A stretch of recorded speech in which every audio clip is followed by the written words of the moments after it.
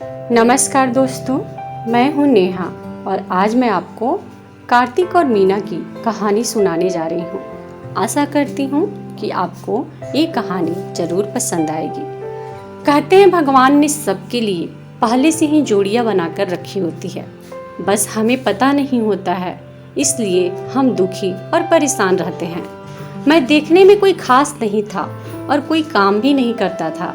मैं सोचता था कि मेरी शादी कैसे होगी। मुझ जैसे बदसूरत इंसान को आखिर कौन पसंद करेगा। लेकिन फिर भी एक दिन एक बहुत ही सुंदर लड़की ने मुझे शादी करने को हाँ कर दिया। इस बात पर मुझे यकीन ही नहीं हो रहा था। मैं बिल्कुल हैरान हो गया कि इतनी खूबसूरत लड़की मुझसे शादी करने के लिए हाँ कैसे कह दी और हमारी शादी भी फिक्स हो गई। लेकिन मैं अंदर ही अंदर घुटने लगा कि मेरे जैसे लड़के को इतनी खूबसूरत लड़की कैसे पसंद कर सकती है। लेकिन इस खूबसूरती के पीछे का राज तो कुछ और ही था। एक दिन अचानक जब मुझे उसके सच का पता चला तो मानो मेरे सर पर आसमान ही गिर पड़ा हो। मेरा नाम कार्तिक है। मेरी एक बड़ी बहन है, उसका नाम रितु है। मैं ज़्यादा पढ़ा लिखा भी नहीं हूँ क्योंकि मैं एक मिडिल क्लास फैमिली से हूँ। मेरे पापा मजदूरी का काम करते थे, लेकिन पिताजी का स्वर्गवास तब हो गया था जब मैं 8 साल का था। मेरी बड़ी बहन रितु और मेरी जिम्मेदारी मेरी माँ पर आ गई थी। मेरी माँ ने जैसे तैसे मुझे इस काबिल तो बना दिया कि मैं अच्छे से अपना जीवन चला सकूं। कर्ज लेकर मैंने अपनी बहन की शादी भी करवा दी।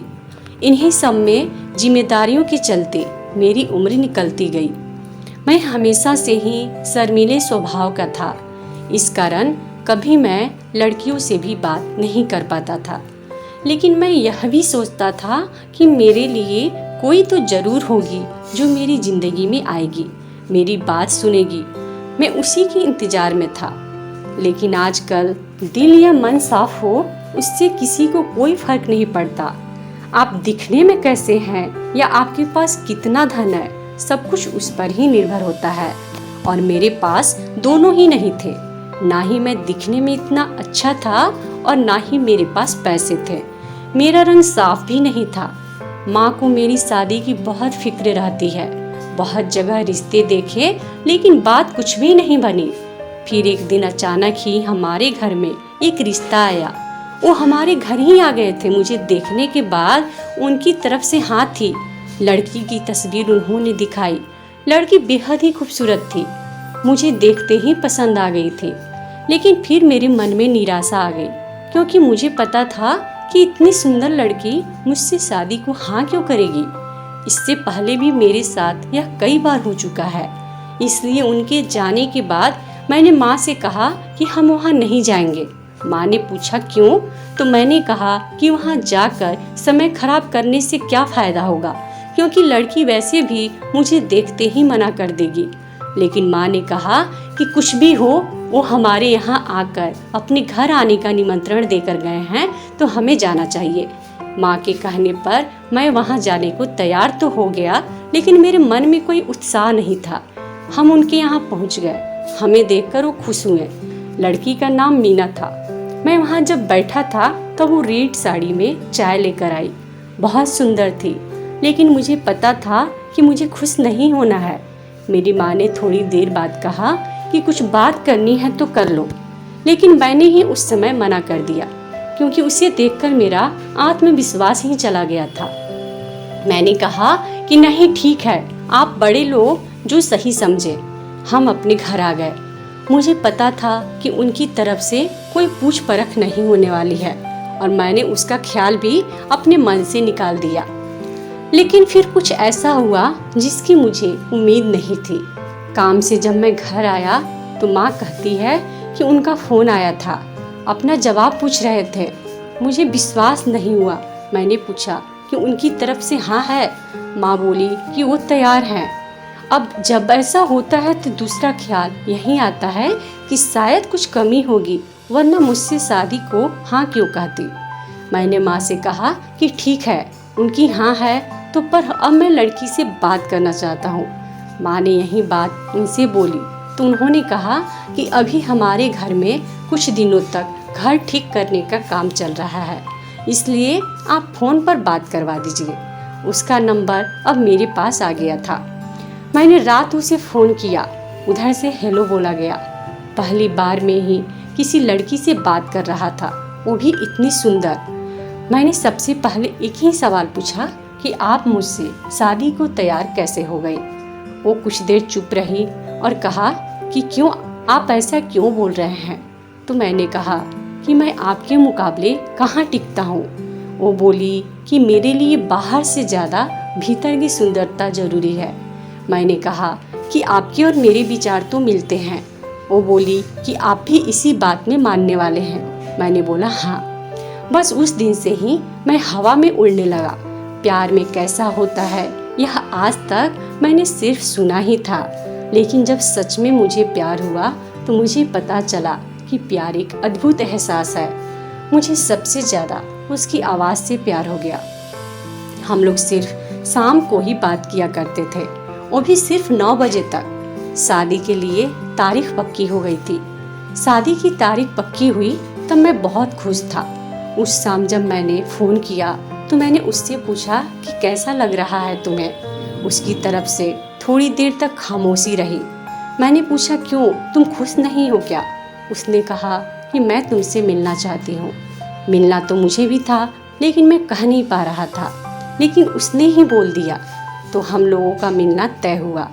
अगले दिन सुबह सुबह ही मेरी माँ मेरे कमरे का दरवाज़ा जोर से बजा रही थी। मैं नींद से उठा तो मेरी माँ को हमारी किसी परिचित से उस लड़की का सच पता चला। उसे सुनने के बाद मुझे पता चला कि इतनी सुंदर होने के बावजूद उसने मुझसे शादी को हाँ क्यों कहा। आखिर वो भी मेरा फ़ायदा उठाना चाह रही थी। माँ ने उन्हें भला बुरा कहना शुरू कर दिया। उसी समय उन्होंने रिश्ता तोड़ने का भी मन बना लिया। मुझे आज उससे मिलना भी था। मैं सोच रहा था कि माँ जो कह रही है वो कैसे सच हो सकता है। मैं उससे मिलने गया। एक रेस्टोरेंट में मिलना तय हुआ था। मैं वहाँ जल्दी पहुँच गया। बस यही सोच रहा था कि माँ जो बोल रही है वो कैसे सच हो सकता है। कुछ देर बाद वो आई। उसके साथ में एक लड़की और थी। वो दोनों मेरे पास आकर बैठ गए। मीना के चेहरे पर एक डर था और घबराहट भी थी। मैंने उससे पूछा कि कैसी हो, तो उसने सिर्फ सर हिलाया। मैंने फिर पूछा कि मुझे क्यों बुलाया था। मेरे इस सवाल के बाद जो जवाब आया उससे माँ को जो पता चला था वो सच ही निकला। जवाब मीना ने नहीं, उसकी साथ आई उस लड़की ने दिया। और आवाज़ वही थी जिससे मुझसे प्यार हो गया था। वो लड़की मीना की चचेरी बहन थी। उसका नाम खुशी था। वो बोली कि हमने आपसे एक बात छिपाई है। मीना बोल नहीं सकती। मीना की जगह मैं आपसे बात करती थी।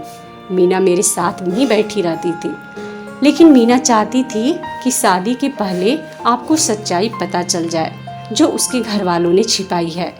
यह आपको पर्दे में नहीं रखना चाहती थी। अब आपका जो भी फैसला होगा वो मीना को मंजूर है। सभी ने अपनी अपनी बात बता दी। माँ ने कह दिया कि शादी नहीं करेंगे। मीना ने मुझे सच्चाई बता दी और मुझे डाल दिया दुविधा में। मैं उसे अब धोखेबाज भी नहीं कह सकता था, क्योंकि वो सच बताने के लिए ही आई थी। उसकी आंखें मुझे बहुत कुछ कह रही थी। मैं उसे मना कैसे कर सकता था। मैंने उसका हाथ पकड़ा और कहा कि क्या तुम भी मानती हो कि बाहर से ज़्यादा भीतर की सुंदरता जरूरी है। उसने हाँ में सर हिलाया। मेरी माँ को मनाना थोड़ा मुश्किल था, लेकिन मैं जानता था कि वो जरूर मान जाएगी। उनके घर वालों ने सच छिपाने के लिए हम लोगों से माफ़ी मांगी। फिर मीना और मेरी शादी हो गई। मीना बिना बोले भी वो बहुत कुछ बोलती है, क्योंकि प्यार में शब्द कहाँ जरूरी होते हैं। क्योंकि सच्चे प्यार करने वाले एक दूसरे के मन की बात पढ़ लेते हैं। एक दूसरे की नज़र से ही समझ जाते हैं कि सामने वाला इंसान क्या कहना चाहता है, उसके दिल में क्या है। प्यार एक बहुत ही प्यारा सा एहसास है जो कि बिना बोले सब कुछ समझ में आ जाता है। और मीना से मुझे सच्चा प्यार हो गया था। मीना जितना दिखने में खूबसूरत थी, उतना ही मन से भी वो बहुत ही ज़्यादा साफ और सुंदर थी।